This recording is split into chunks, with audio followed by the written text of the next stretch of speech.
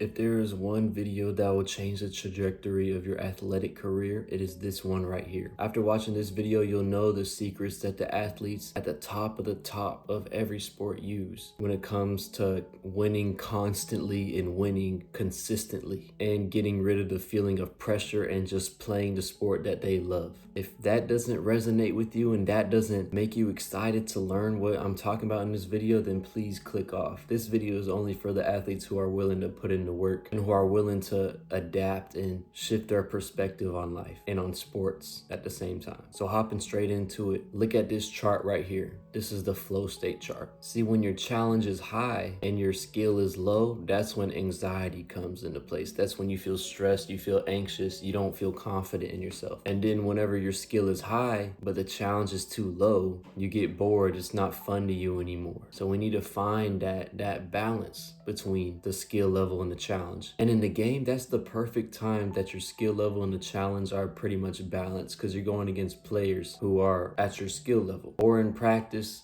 or whatever. So you can fully tap into this chart right here whenever you're in a game, okay? And if you don't know what a flow state is, it's whenever you're just in that moment.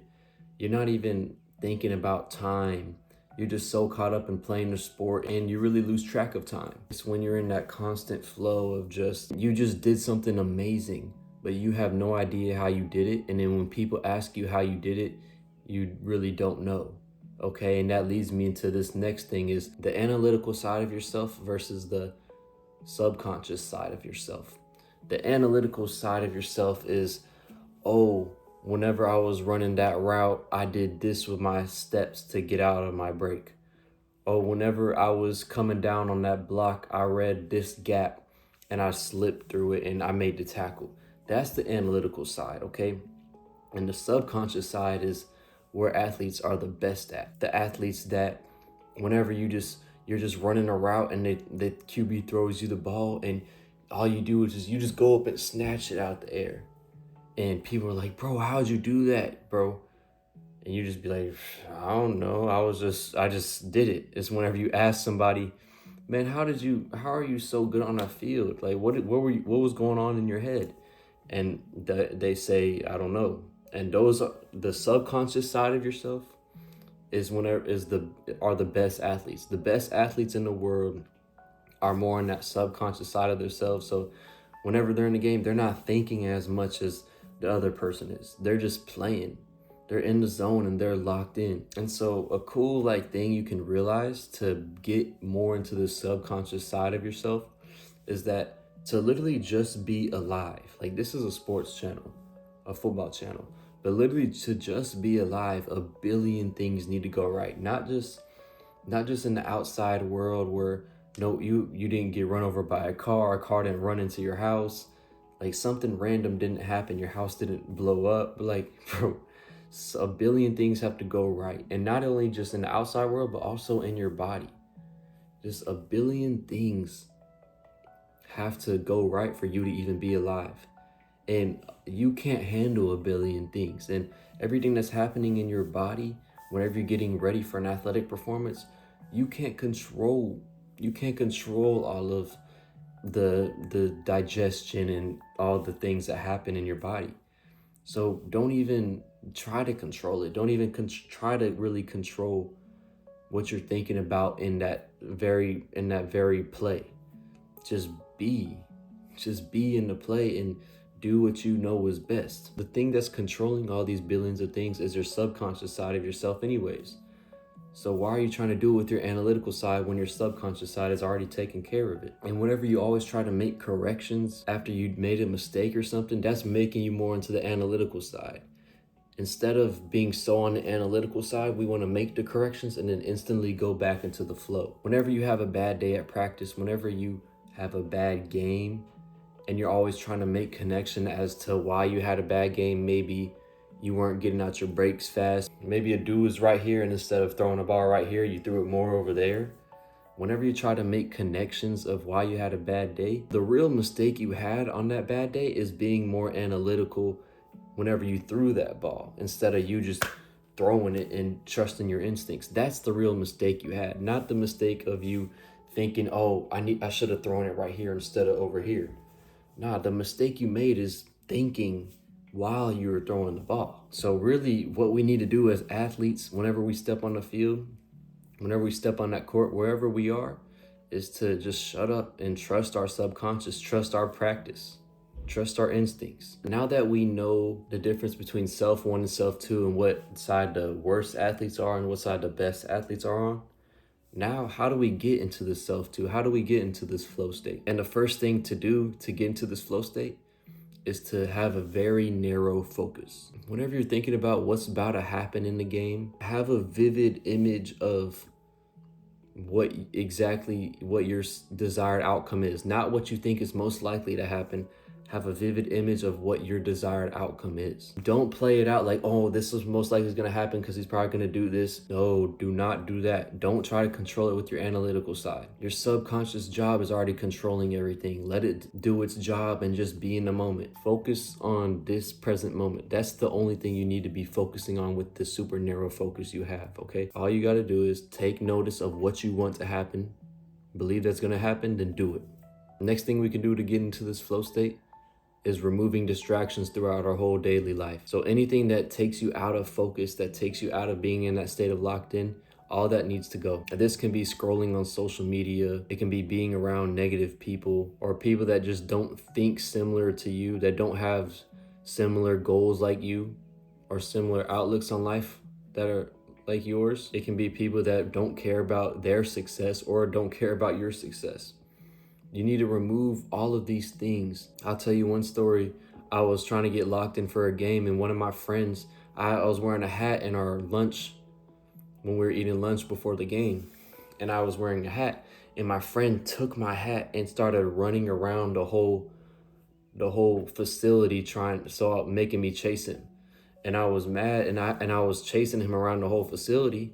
And that moment just made me so not locked in, and it really made me mad. And when the game came, I was just like, bro, that shit just pissed me off.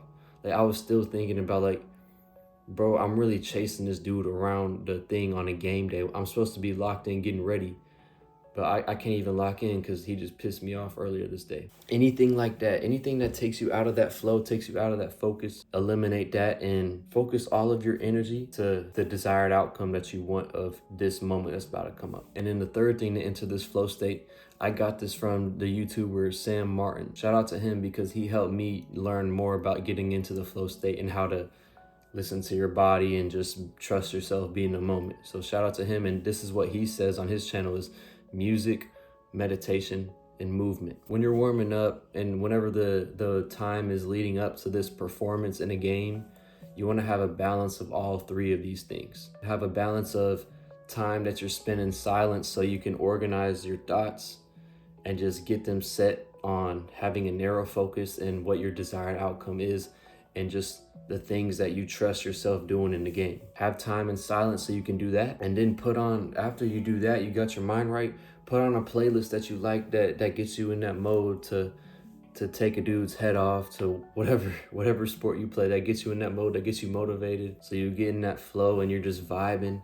You're in the moment, you're listening to that music. And then you can do this while you're warming up or right before you're warming up. Then you do the warm-ups that you're comfortable with. You start playing the sport. You're starting catching the footballs. You start your releases. You're getting in and out the breaks. All of these things will get you in that flow. They'll get you in that flow, and when you're in that flow, you're that subconscious side of yourself. And whenever you're the subconscious side of yourself, that's the best version of you.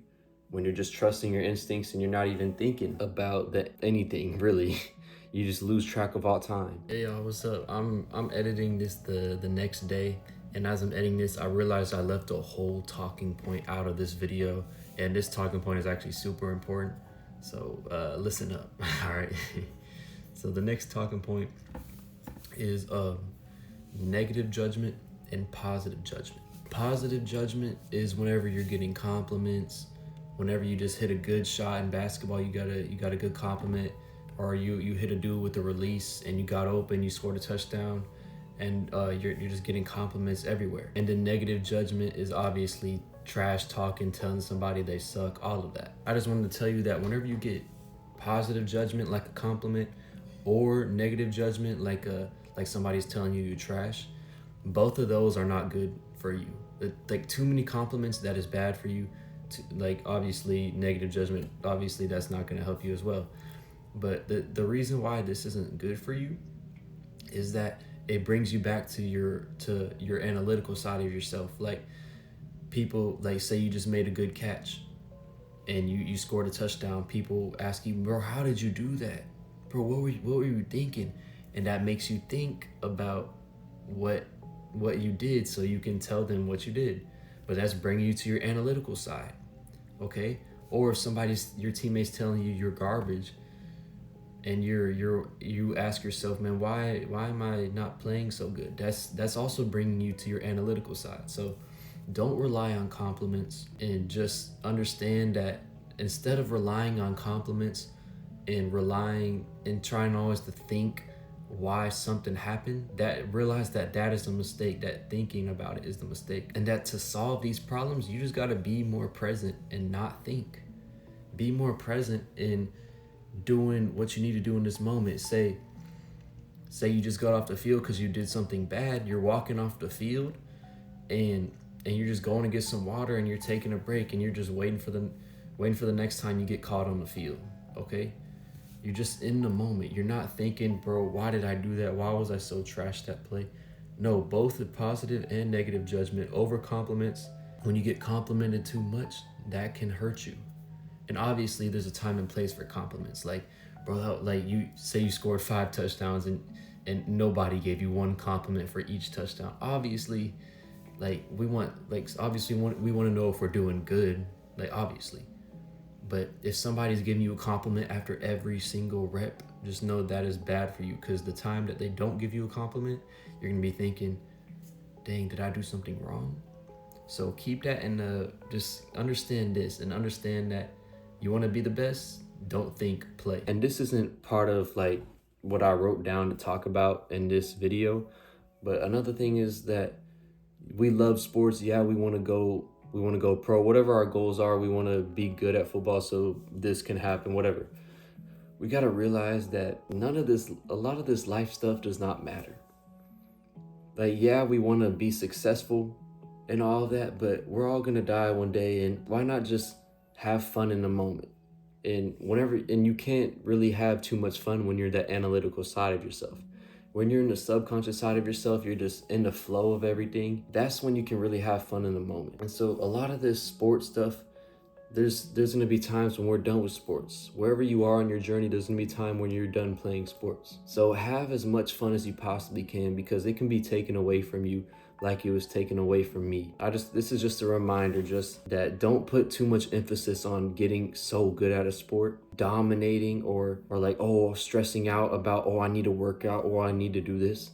Don't put so much emphasis on that. Just have faith in yourself, have faith in the man above. You're gonna achieve what you want to achieve, and just let go, detach, and just look at life just as beauty, because it is. And so that was me kind of going off of my own thing, but that's kind of, whenever I realized to think like that, that's what helped me. If you want to become the best player on the field while you're still on this earth, while you're still young and being able to play sports, then watch this video right here.